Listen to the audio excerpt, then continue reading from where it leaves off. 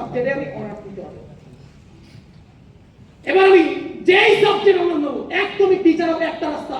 কারণ teacher degree করে আমি ইঞ্জিনিয়ার হতে পারবো না, ইঞ্জিনিয়ারিং ডিগ্রি করে আমি আজকে লয়ার হতে পারবো না, লয়ার ডিগ্রি করে আমি ডক্টর হতে পারবো না। তার মানে আমার জীবনের প্রফেশন পাওয়ার জন্য একটাই, হ্যাঁ কি না? এবার যদি আমি টিচারে যাইও, তারপরে আমার কি যে সাবজেক্টে করব সেই সাবজেক্ট, আমি হিস্ট্রি করি অনার্স, আমি জিওগ্রাফি টিচার হতে পারবো না।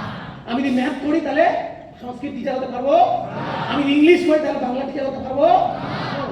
তাহলে আমি যেই সাবজেক্টে অনার্স করব, তাহলে এতগুলো মোর দ্যান 30টা সাবজেক্টের মধ্যে আমার অপশন হলো একটা, এক প্রফেশন একটা টিচার, দুই এক 30টা সাবজেক্টের মধ্যে আমাদের অপশন একটা। Yes or no? এবার যদি আমি চলে যাই একটুখানি আরো প্র্যাকটিক্যালি, আরো ভিতরে, মাথা রাখতে হবে ফাইন্যান্সিয়াল ফ্রিডম বা গরিবের জীবন আমি মেটাবো, আমিরের জীবন আমি জীবনে আনবো, এর জন্যই কিন্তু লড়াই শুরু হয়েছে আমার জীবনে। Yes or no? ইয়েস। এর আগে 12টা বছরের লড়াই চলে গেল। Yes yes. এবার যদি আমি দেখি, তাহলে আমাকে 4 বছর দিয়ে আমাকে বিয়ে করতে হবে, অনার্স পেপার নিয়ে বিয়ে কমপ্লিট করতে হবে। এবার অনার্স পেপার নিয়ে বিয়ে কমপ্লিট করা মিনিমাম তাকে প্রতিদিন যদি অনার্সকে টিকিয়ে রেখে ভালো মার্কসে পাস করতে হয়, মিনিমাম পার ডে 10 থেকে 13 ঘন্টা তাকে পড়াশোনা করতে হবে। না তো ফার্স্ট ইয়ার সেকেন্ড ইয়ারে যাবে, বা প্রথম সেমিস্টার সেকেন্ড সেমিস্টারে যাবে, থার্ড সেমিস্টার গিয়ে অনার্স থেকে যাবে। কারণ চালাকি মেরেছে, একটা সত্য কথা, চালাকি মেরেছে, তার জন্য কি হয়েছে? অনার্স থেকে পাবে। আমি কত ছেলেকে দেখেছি তো ফার্স্ট ইয়ারে এই উচ্চ মাধ্যমিক ভালো নাম্বার পেয়ে পাস করেছে, বাবা মনে করছে আমার ছেলে হেভি ট্যালেন্টেড, মা মনে করছে আমার ছেলে এখন অনার্স নিয়ে পড়বে, খুব ভালো জিনিস। ও ছেলে টুকে পাস করে তার কেউ জানে না, পাশের খাতা থেকে লিখেও পাস করে কি 60-70% পেয়েছে, ওটা মা জানে না। মনে করলো কি আমার ছেলে ভালো পড়াশোনা, যেই অনার্স দিল 1 বছর থেকে 1.5 বছর যাচ্ছে না, যেতে 3টে সেমিস্টার না দিতে কি আসল কোনটা বেরিয়ে এলো, একই না?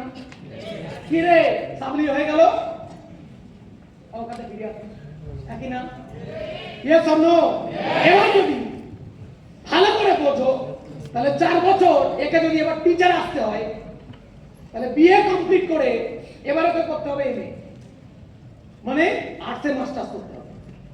আর্টসে মাস্টার্স করতে গেলে এর 2 বছর, তারপর যদি ওকে স্কুল সার্ভিসে বসতে হয়, তাহলে ওকে করতে হবে আরো 2 বছরের বিএ।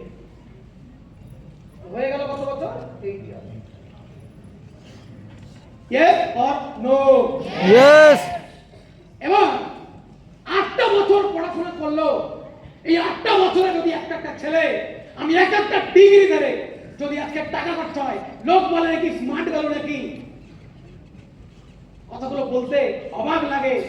এদের মাথায় কি গোবর ঢোকানো আছে? ছোটবেলা থেকে এদের মাথায় কি গোবর ঢুকিয়ে দিয়েছে করোনা?